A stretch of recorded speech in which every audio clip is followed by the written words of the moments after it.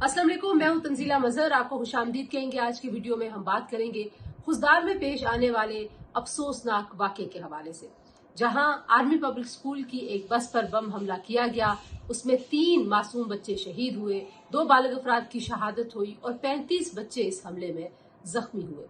ये पहली बार नहीं है कि पाकिस्तान में स्कूल के बच्चों को इस तरीके से निशाना बनाया गया है। ये एक डिजाइन है और इस डिजाइन को हम समझने की कोशिश करते हैं।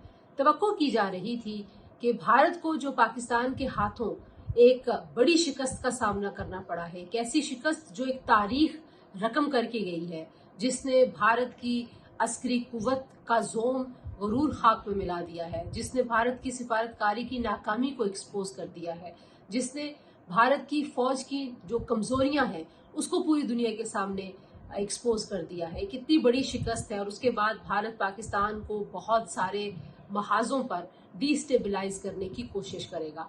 बलूचिस्तान एक ऐसा महाज है जहां पर भारत हमेशा से बहुत सरगर्म रहा है और बलूचिस्तान के अंदर BLA जैसी तंजीम है, जिस तंजीम ने खुजदार में होने वाले इस हमले की भी जिम्मेदारी कबूल की है। तो भारत की खुफिया एजेंसी रॉ और BLA हैंड्स इन हैंड्स कई ऐसे वाकयात दहशतगर्दी के पाकिस्तान के मुख्तलिफ इलाकों, बिलखुसूस बलूचिस्तान में और खैबर पख्तूनख्वा के इलाकों में करा चुके हैं। इसके पाकिस्तान के पास वाज़ेह सबूत है। BLA के वो तमाम लोग जो गिरफ्तार होते हैं, सिक्योरिटी एजेंसीज जब उनसे तफ्तीश करती हैं, और कई ऐसे भी हैं जो मीडिया पे आके इस बात का बरमला इजहार करते हैं कि कैसे रॉ उनकी माली मुआवनत करती है, उनको हथियार पहुंचाती है और उनको एक प्रॉक्सी के तौर पर पाकिस्तान के खिलाफ इस्तेमाल करती है। अफगानिस्तान में जो बदअमनी है उसको भी भारत फ्यूल करता है, क्योंकि अफगानिस्तान की बदअमनी भी भारत को एक प्रॉक्सी जंग लड़ने के लिए एक साजगार माहौल फराहम करता है, जो प्रॉक्सी की जंग वो पाकिस्तान के खिलाफ लड़ना चाहता है। तो भारत ने अपनी शिकस्त का जो बदला है वो अब रवायती जंग से तो वो ले नहीं सकते, क्योंकि उनको अंदाजा हो गया है कि पाकिस्तान किस कुव्वत से जवाब दे सकता है। उनके वहमो गुमान से कहीं ज्यादा बड़ा वार पाकिस्तान कर सकता है।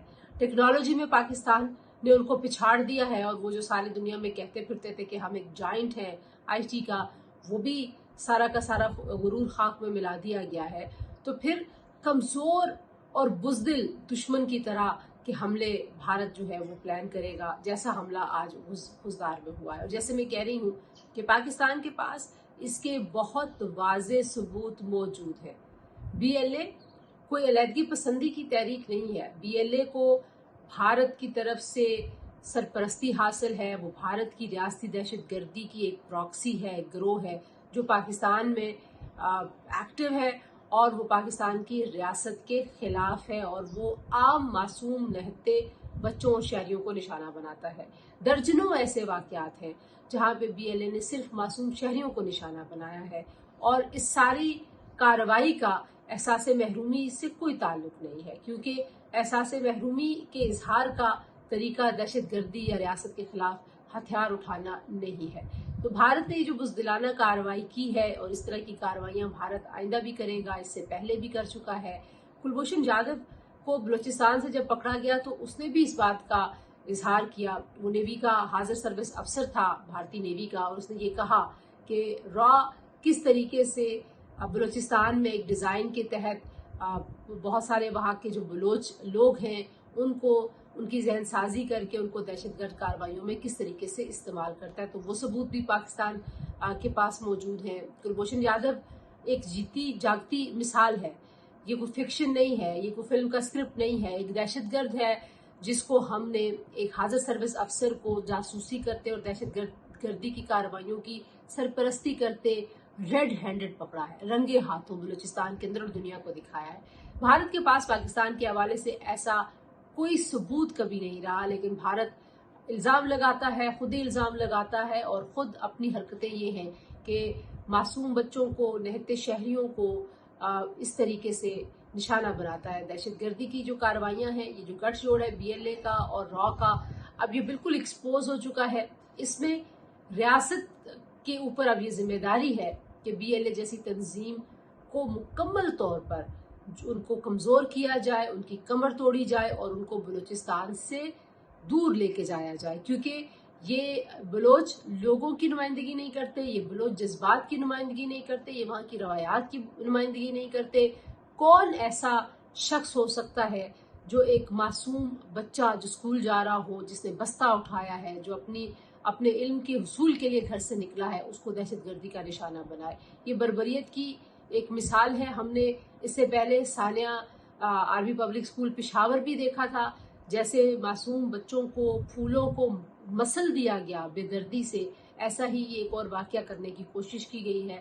اللہ کا شکر ہے کہ اتنا بڑا جانی نقصان نہیں ہوا، لیکن جو بچوں کو ٹراما ہوگا، وہ فیملیز جنہوں نے اپنے بچے کھو دیے، جنہوں نے صبح ان کو یونیفارم پہنا کے اسکول کے لیے بھیجا تھا، اس کا جواب بھارت کو دینا پڑے گا۔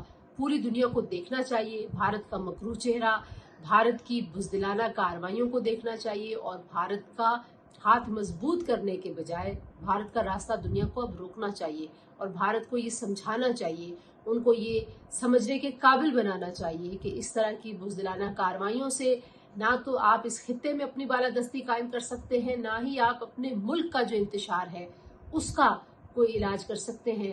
اور جیسے پاکستان کی حکومت نے، ریاست نے، فوج نے یہ اعلان کیا ہے، اس حملے میں ملوث اور جتنے بھی دیگر ایسے حملے ہوئے ہیں، اس میں جو لوگ اس کے ماسٹر مائنڈ ہیں، وہ لوگ جو اس کو سپانسر کر رہے ہیں، وہ لوگ جو اس طرح کی کارروائیوں کے پیچھے پلاننگ کر رہے ہیں، اور جو یہاں پہ ان کے سہولت کار ہیں، ایک ایک شخص کو ڈھونڈ کے ان بچوں کے خون کا بدلہ لیا جائے گا، اور انشاءاللہ ایسا ہی ہوگا۔